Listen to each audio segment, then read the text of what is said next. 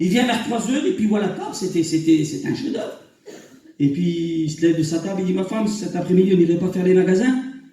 Allez, vas-y, un peu en colère, elle part avec lui, elle revient avec des chaussures, un habit, tout ça.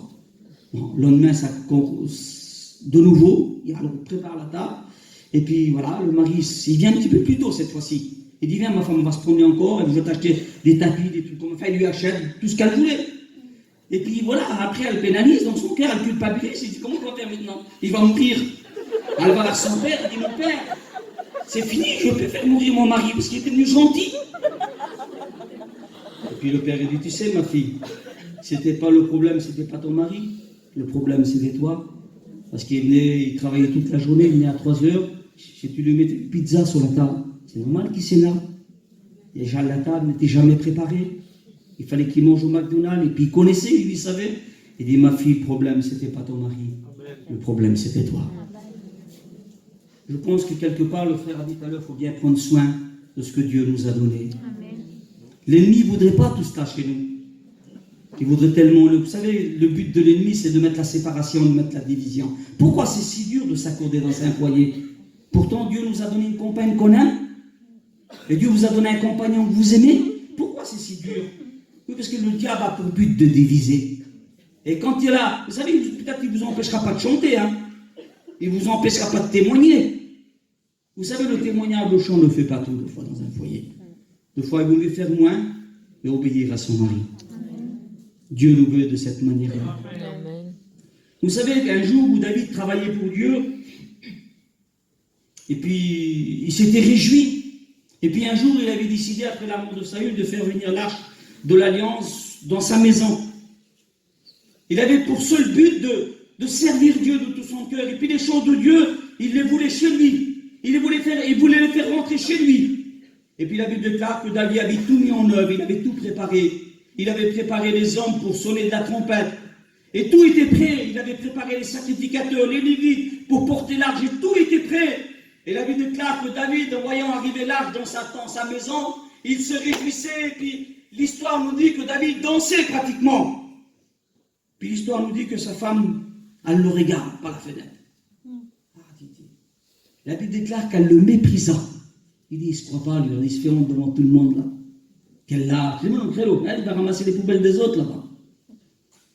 C'est pas possible, il va monter le chapiteau, il met des pinces toute la journée là. Il va mettre au courant des étrangers là, moi il n'y a rien.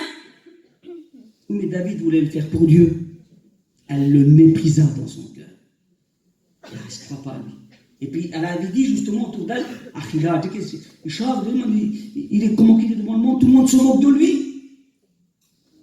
Et combien de femmes, de fois, on écoute cela? Parce que l'homme travaille pour Dieu.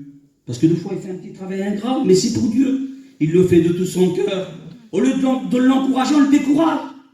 La Bible déclare qu'elle le méprisa. Et je regardais dans la parole du Seigneur ce mot mépriser. David avait été méprisé une fois dans sa vie. Et vous savez par qui il a été méprisé? Il a été méprisé par Goliath. Quand Goliath a vu arriver David, il le méprisa. Il dit, mais j'ai un chien, vous m'apportez un enfant. Ce jour-là, cette femme-là, elle a remplacé Goliath. Elle a eu les mêmes propos que Goliath. Elle est devenue dans son foyer de David un Goliath. Vous vous rendez compte, prendre la place de l'ennemi pour détruire l'œuvre de Dieu. Ben, le diable est capable de le faire. Malheureusement, on a vu des cas qu'on a dû régler où que la femme a été le cause de la perte du ministère de son mari. Priez Dieu que ça ne vous arrive jamais. Parce que ça serait trop grave devant Dieu. Ne remplacez pas les Goliaths du monde pour détruire votre mari. Malheureusement, elle a eu les mêmes propos. Goliath l'a eu envers David, et elle l'a dit qu'elle le méprisa comme Goliath a méprisé David. C'est malheureux de dire ça. Mais par expérience, on sait que ça arrivait. Où des femmes, malheureusement, ça a été des Goliaths dans leur foyer. Et le mari n'a pas pu continuer à servir le Seigneur. Alors moi, je pense qu'il n'y en a pas dans cette soirée-là. Mais ça existe, hein, ça existe. Des femmes Goliaths. Ah oui, ça existe, les femmes Goliaths. Vous savez, ce qui a pénalisé Job, c'est tout ce qu'il a subi dans sa vie. Et vous connaissez l'histoire, on vous cite les textes que les frères vous ont cités. Et puis à un moment donné, je pense qu'il a fait le plus de mal à Job. C'est comme sa femme lui a dit, maudit Dieu et meurt. Puis Job s'est tourné vers cette femme-là. Elle dit, tu parles comme Nabal. Tu parles comme un homme. C'est grave ce que je dis. Tu parles comme Nabal. Tu parles comme une femme insensée. Et insensé veut dire Nabal dans la Bible. Et Nabal veut dire insensé. Mais qui était Nabal? C'était l'homme d'Abigaël. L'homme si méchant. On ne pouvait pas le supporter. Ses serviteurs ne pouvaient pas le supporter. Sa femme ne pouvait pas le supporter. Il s'énervait pour rien. Pour un oui, pour un non, il criait sur Abigaël. Pour un oui, pour un non, il criait sur ses serviteurs.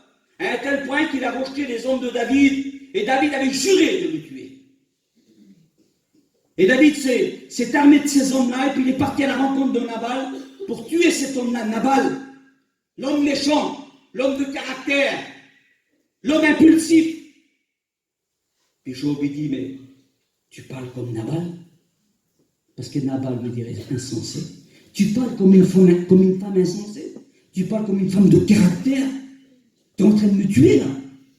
Combien de sœurs ont tué leur mari de cette manière-là? Ils ont fait face à tout, ils ont pu prier pendant des heures pour des démons. Ils ont fait des milliers de kilomètres pour aller faire une réunion de mission. Et puis ils ont réglé des milliers de problèmes. Ils ont la tête levée, mais face à des Nabal, on les tue.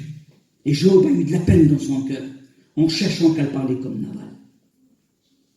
Et je bénis Dieu, et on va passer un petit peu plus loin, pour la femme de Nabal. Amen. Nabal qui méritait la mort. David avait juré de le tuer. Vous savez ce qu'elle a fait cette femme-là? Elle a scellé son âme avec quelques serviteurs, elle est partie à la rencontre de David, pour intercéder en la faveur de son mari. Malgré qu'il avait du caractère, un homme méchant, elle ne pouvait pas parler, elle avait pu le répudier. Là, il y avait des bons motifs pour dire, je vais te laisser maintenant. Mais elle a envie de sauver son mari. Elle a envie que son mari change. Alors peut-être que vous n'avez pas des maris inconvertis, si c'est tous des serviteurs de Dieu, mais c'est pour vous dire tout simplement, quelle femme de Dieu cette femme-là. Même si son mari, quelque part, n'était pas à la hauteur de ce qu'elle voulait, elle veut intercéder en faveur de son mari. Combien de sœurs ont prié pour leur mari, inconvertis, ou ils se sont convertis, et aujourd'hui ils sont à l'école biblique. Là, devez voir votre main, les Abigaël, là, regardez voir. Il y en a plein d'Abigaël ici, là. Votre mari vous a fait du tort dans votre vie, dans le passé, il a été méchant avec vous, mais vous avez tellement intercédé, vous avez tellement prié, vous avez prié en sa faveur. Et le roi a dit, étant donné que tu plaides en faveur de ton mari, à cause de toi, Abigail, je ne détruirai pas ton mari.